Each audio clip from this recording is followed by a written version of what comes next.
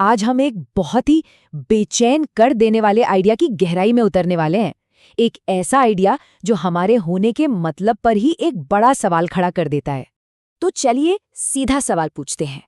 वो जो अचानक कुछ खाने की तेज इच्छा होती है, वो आदतें जो चाहकर भी छूटती नहीं, और वो ख्याल जो हर वक्त दिमाग में घूमते रहते हैं, क्या वो सच में हमारे अपने हैं या कोई और है जो अंदर बैठकर ये सारी डोरियां खींच रहा है? स्रोत में एक लाइन है जो शायद सब कुछ कह देती है। तुम्हें अपने ही कैद करने वाले को पालना पोसना सिखाया गया और तुमने उसे आज़ादी का नाम दे दिया। ये बहुत बड़ा दावा है। तो चलिए देखते हैं कि इस दावे के पीछे की दलीलें क्या हैं। तो ये पूरा सिद्धांत आप समझिए दो हिस्सों में बटा हुआ है। पहला हिस्सा है बायोलॉजिकल इन्वेडर, यानी एक जैविक हमलावर, एक ऐसी अनदेखी ताकत जो जिंदा चीजों के अंदर रहकर उन्हीं से अपना पेट भरती है। तो सवाल ये है कि ये पैरासाइट्स, ये परजीवी, आखिर किसी को कंट्रोल करते कैसे हैं? देखिए, सोर्स के मुताबिक ये सिर्फ शरीर में रहते नहीं हैं, ये उसे चलाते हैं। सोचिए, ये हमारे हार्मोन्स बदल सकते हैं, हमारे न्यूरोट्रांसमीटर्स को हाईजैक कर लेते हैं, और तो और जहरीले न्यूरोटॉक्सिन्स छोड़ते हैं जो हमारे इमोशंस को कंट्रोल करते हैं। मतलब उनकी भूख हमारे विचार बन जाती है। सेरोटोनिन को कम करके डिप्रेशन लाना या कॉर्टिसोल को बढ़ाकर एंग्जाइटी पैदा करना, ये सब उनके ही खेल हैं। और ये कोई कोरी कल्पना नहीं है, इसका एक जीता जागता वैज्ञानिक सबूत भी है। टॉक्सोप्लाज्मा पैरासाइट के बारे में तो सबने सुना ही होगा। ये एक चूहे के दिमाग पर ऐसा कब्जा कर सकता है कि चूहा बिल्ली से डरना ही भूल जाता है। सोचिए, वो पैरासाइट चूहे को सीधा अपनी मौत यानी बिल्ली के मुंह में धकेलता है, सिर्फ इसलिए ताकि वो अपना लाइफ साइकिल पूरा कर सके। मेजबान बेचारा गुलाम बन जाता है और शिकारी जीत जाता है। पर कहानी यहीं खत्म नहीं होती। अब हम चल रहे हैं इस सिद्धांत के दूसरे और शायद ज्यादा गहरे और डरावने हिस्से की तरफ, जिसे कहा गया है मेटाफिजिकल प्रेडेटर, यानी एक आध्यात्मिक शिकारी।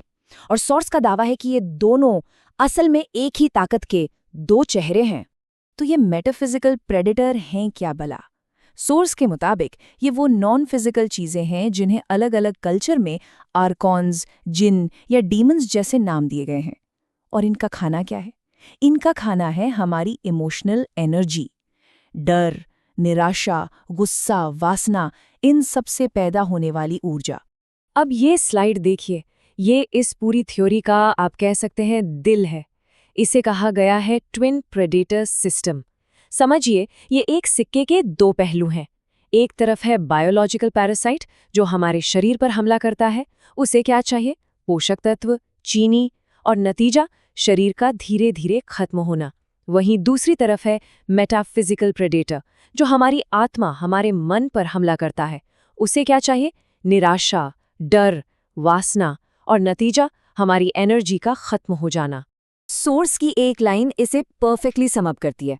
पैरासाइट शरीर को खाता है, डीमन निराशा को खाता है, और ये सिस्टम एकदम परफेक्ट है।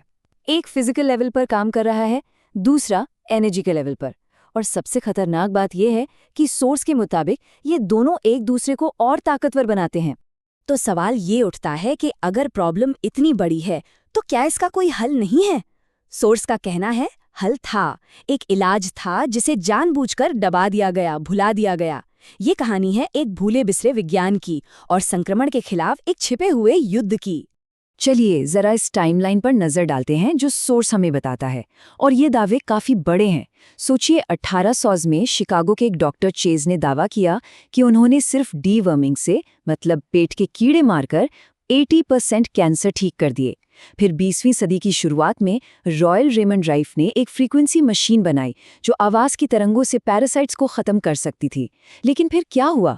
सोर्स का तर्क है कि इसके बाद जर्म थ्योरी और बड़ी बड़ी दवाम कंपनियों का जमाना आया जिन्होंने इस पूरे पैरासाइट मॉडल को ही दफन कर दिया। और आज ये सारा ज्ञान कहीं छिपा हुआ है और उसकी जगह एक बहुत ही प्रॉफिटेबल सिस्टम ने ले ली है जो सिर्फ लक्षणों को दबाता है, जड़ को नहीं। ठीक है, तो ये सब जानकर करना क्या है? अब ये विश्लेषण सिर्फ प्रॉब्लम नहीं बताता बल्कि सॉल्यूशन की तरफ भी बढ़ता है। सोर्स के मुताबिक अपनी आज़ादी वापस पाने के लिए, इस हमलावर को बाहर निकालने के लिए 3 कदम उठाने होंगे। तो आज़ादी का ये रास्ता 3 स्टेप्स का है। Step 1, awareness. यानी इस पूरे खेल को समझना और ये पहचानना कि हमलावर का असर कहाँ-कहाँ है।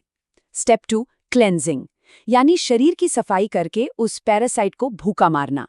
और स्टेप 3 फोर्टिफिकेशन, यानी शरीर के डिफेंस सिस्टम को इतना मजबूत बनाना कि वो दोबारा हमला ही न कर पाए। तो चलिए, ये जो दूसरा स्टेप है क्लेंजिंग, इसे थोड़ा और डिटेल में समझते हैं। सोर्स इसके लिए कुछ बहुत ही स्पेसिफिक तरीके बताता है। सबसे पहले डाइट से चीनी, प्रोसेस्ड खाना और शराब बिल्कुल हटा दें।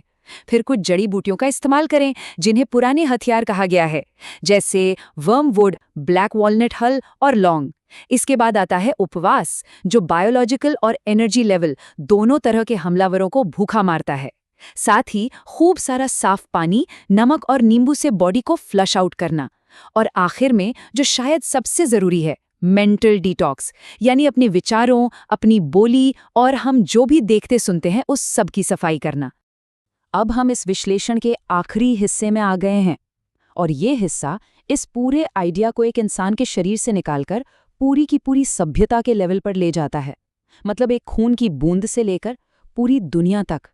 और यहाँ सोर्स अपना सबसे बड़ा और शायद सबसे चौंकाने वाला दावा पेश करता है। उनका कहना है कि हमारी ये दुनिया असल में एक प्लैनेटरी फीडिंग सिस्टम है।